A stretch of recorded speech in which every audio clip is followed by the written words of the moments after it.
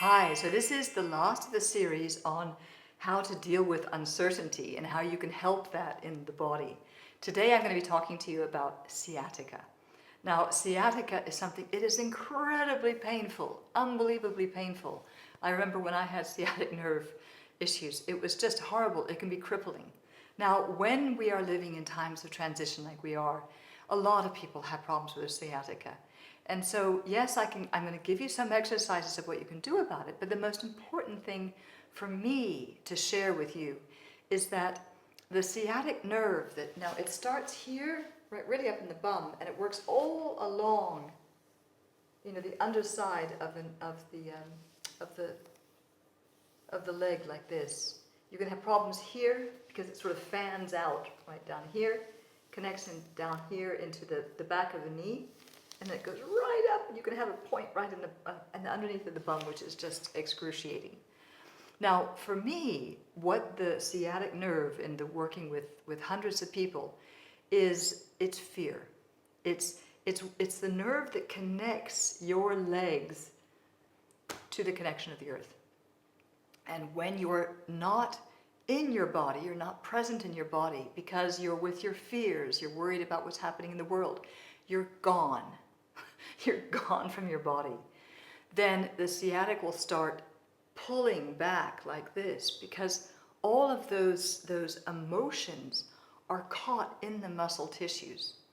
And oftentimes there can be a sadness, or there can be an anger, or it's really the muscles that fear that are contained in the body. So if you are having sciatic problems, look at your life, see what's happening. Is there an area of your life that is causing you a lot of problem? Because one of the greatest ways that you can resolve sciatic problems, apart from, because I always find that actually you can do the exercises, but if you haven't done the mental part, it doesn't really help. The best and most quick way that you can resolve sciatic problems is to just sit with yourself and reflect on what's happening in your life. And if you reflect inside of yourself, you might find suddenly that, for me, I feel it kind of like a bubble that comes up and suddenly I have a burst of tears.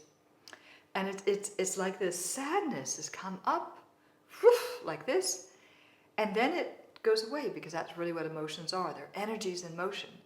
And when that passes, if you have, or maybe there's a burst of anger. Now, remember that your mind can't understand emotions. So your mind might put a story around that emotion. But you don't get caught up in the story. The important thing is to be able to feel the emotion and let it go. So if there's the problem with sciatica, another thing you can do is you can take the area of your sciatic, wherever that is, and you can work it with your hands, all right? And it'll be painful. The muscles are going to be tight. And as you work it, you can also have your eyes closed and work with it. And don't think too much. Just feel, all right? And that also might help release the emotion that's within. So the sciatic nerve, when you're doing exercises, if you can stretch your feet out like this. And where you can, just lightly bounce, right? And you're going to feel a tightness there. Okay? That's really all you need to do. You can also, I'll show you my feet. You can also do this. Point your feet and pull them back. And point them and pull them back. And point them and pull them back. Also bring them forward or back.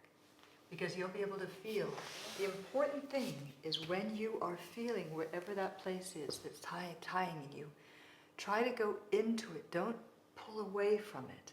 It's counterintuitive. You want to actually pull away from that pain. But what you want to do is you actually want to go into it. Because it's going into it that you'll be able to release the emotion which is behind that tightness. And I was with a friend not very long ago that had horrible sciatic problems, and she was worried about a member of her family, and up came this bubble of tears, And then she couldn't believe it. A few hours later, her sciatic pain started to release. And then she got a cold afterward, and that often is also something that will happen. You'll have something caught up in the sciatic nerve, then you'll have the emotion release, and then the body is going to be busy clearing out all of the toxins that that's caused, and that can be a way of having a cold. So just, if you do have a cold, just sit with it. It really is better just, instead of taking lots of medications to kind of get over the cold, just sit with it, because if you can sit with it and sleep and drink lots of water and eat healthy food, you're working with your body to be able to help it heal itself, as opposed to trying to fight against it because you're thinking that what your body's doing is wrong. So I hope that that's really helped you. I know that it's been challenging, the times that we've been living in, and I'm afraid that it's probably going to be getting even more so. So understanding and having a better connection with your body it's not just wellness, it's not just something that we should do when we're occasionally. I think it's absolutely is as necessary as brushing our teeth. And this is why I wrote this book, which is Embody. It's all the exercises I'm showing you actually are in the book. But the important thing that this is giving you is a shift of consciousness of how you see yourself and your relationship with your body. Because I want to make your life easier for you and not give you just one more thing to do. We don't need to have that. I have yet to meet a person that I have to say, oh yes, you have to be harder on yourself. We're already too hard on ourselves. And this is a way of actually being more gentle with ourselves. And the more gentle we are with ourselves, the more gentle we can be with others. And I think that the world all needs a little bit more than that. So take care. I hope you found this useful.